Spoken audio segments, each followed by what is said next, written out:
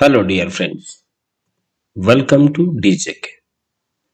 Today, in this video, we will see the English grammar topic that is verb. Let's begin with verb. There are 8 parts of speech we learned in the last video. The link of that video is in description box. First, noun. Second, pronoun. Third, verb. Fourth, adjective. Fifth, adverb. Sixth, preposition. Seventh, conjunction. And eighth, interjection. Friends, today we will see about the verb. Let's begin. What is verb? The definition of the verb is on the screen. A verb is a word or a combination of words that indicates action or a state of being or condition. Verb हा असा शब्द आहे की कर्त्याने काय कृती केली आहे हा सांगणारा हा शब्द आहे किंवा कर्त्याची सध्याची काय पोझिशन आहे काय स्टेट आहे म्हणजे काय परिस्थिती आहे हा दर्शवणारा शब्द जर कोणता असेल तर तो वर्ब आहे. Friends, little bit more information about the verb. Let us C.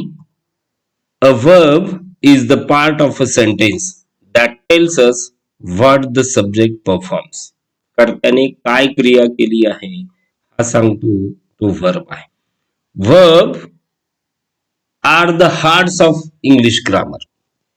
Let us see the kinds of verb. Verbs are mainly divided into two parts. First, main verb. Second, helping verb or auxiliary verb. Let us see what is main verb. Main verb shows the action of subject. मुख्य क्रियापदाचं काय कार्य आहे तर कर्त्याने काय कृती केली आहे काय ऍक्शन केली आहे हे दर्शवण्याचं काम कोण करतं तर मेन वर्ब करतो. ऍक्शन काय आहेत? Run, sleep, eat, drink, write, read, open, close या सगळ्या काय आहेत? ऍक्शन आहेत. Let us see the example. She sings a song. She is the subject here. हा ऍक्शन करणारा आहे. सिंग्स हे वर्ब आहे, मेन वर्ब, आणि अ सॉन्ग हे ऑब्जेक्ट आहे. Next example. I learn English. I subject, learn verb and English is object. म्हणजे I हा करता आहे याने काय ऍक्शन केली आहे? लर्न, शिकला आहे. काय शिकलाय तो? English. Next example. We speak English.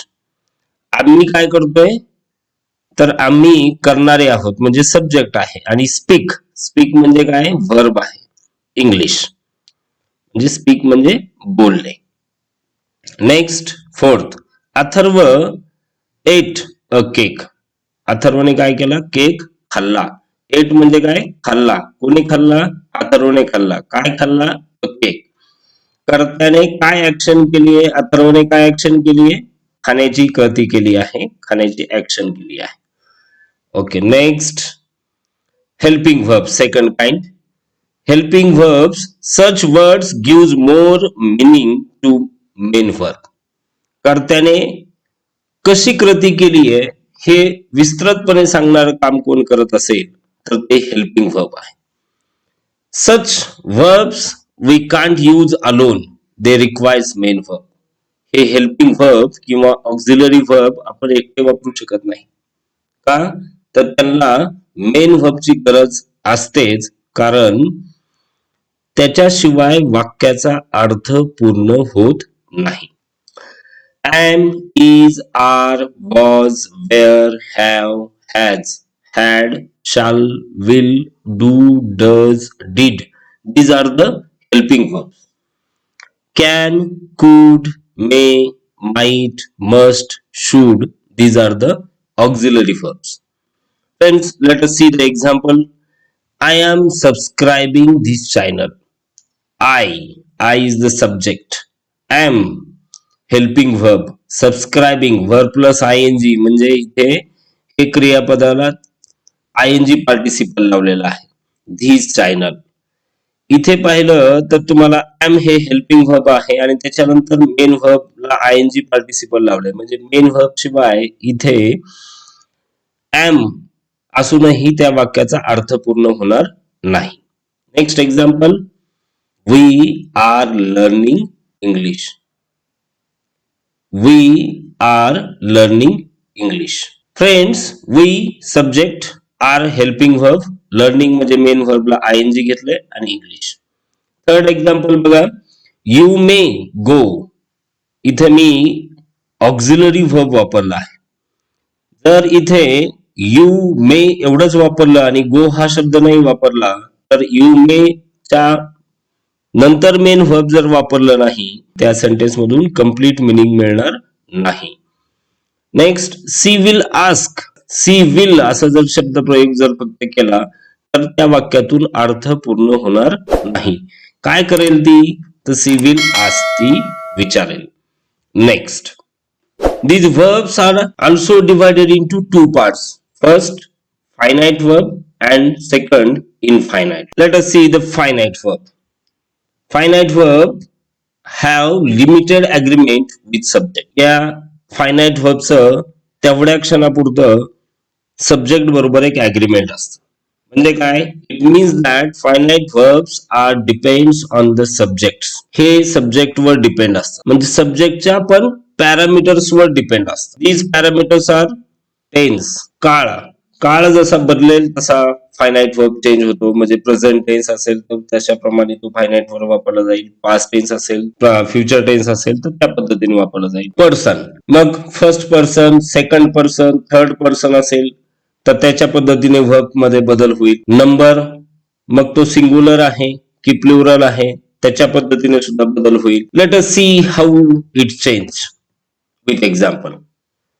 First, tense, काळानुसार तो कसा बदलतो बघा.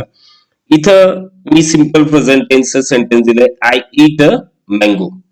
इथं मेन व्हर्ब म्हणजे क्रियापदाचं मूळ रूप वापरलेलं आहे. परंतु हेच सेंटेन्स मी पास्ट टेन्स मध्ये जर घेतलं तर क्रियापदाचं सेकंड फॉर्म इथं येतो, आय एट अ मँगो.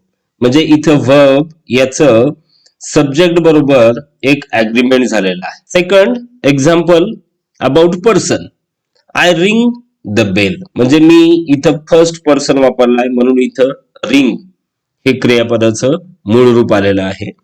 आणि इथे ही रिंग्स द बेल. इथे जर पाहिलं तर ही पर्सन नुसार चेंज झालंय.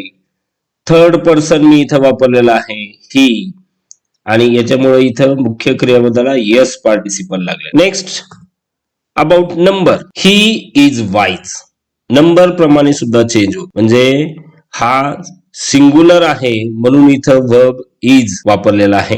परंतु सेकंड सेंटेन्स मध्ये पहा, दे आर वाईज. इथं प्लुरल आहे म्हणून इथं वर्ब आर झालेला आहे.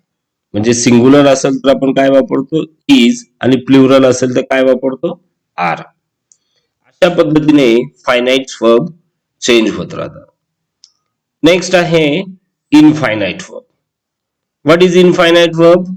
Infinite verbs don't have any agreement with the subject. Infinite verbs कसलंही agreement subject बरोबर नसतं. It means that they are not limited as per parameters. कसलाही parameters याच्याशी लागू होत नाहीत. म्हणजे ना tense, ना person, ना number.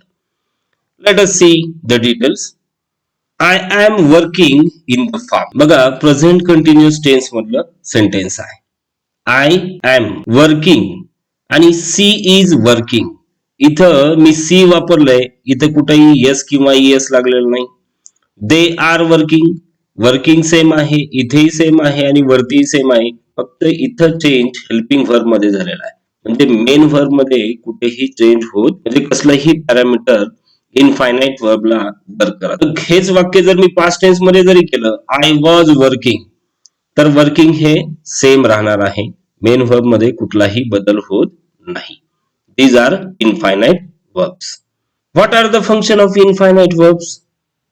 Let us see. Infinite verb function as adjectives. The running car. इथं रनिंग म्हणजे हा वर्ब नाहीये, हे काय वापरलंय? ऍडजेक्टिव्ह. पळणारी कार इज कॉस्टली. इज हे काय आहे? मेन वर्ब आहे या सेंटेन्स मध्ये.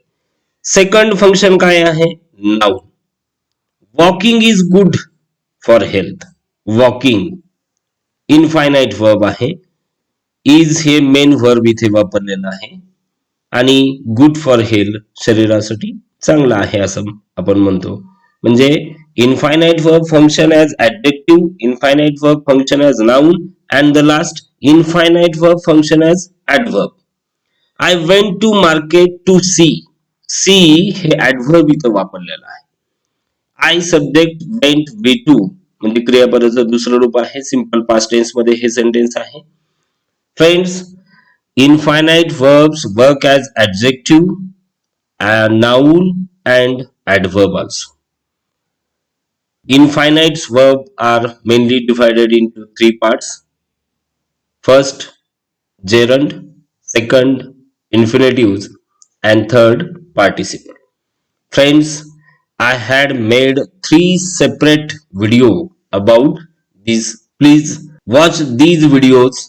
The link is in the description box. Please check that link and watch that videos. Friend, a timeline always works well, and I wish that prepare your own timeline and walk and work regularly on it. Thank you very much, friends, for being with DJK. Please do like and subscribe my channel. Thank you.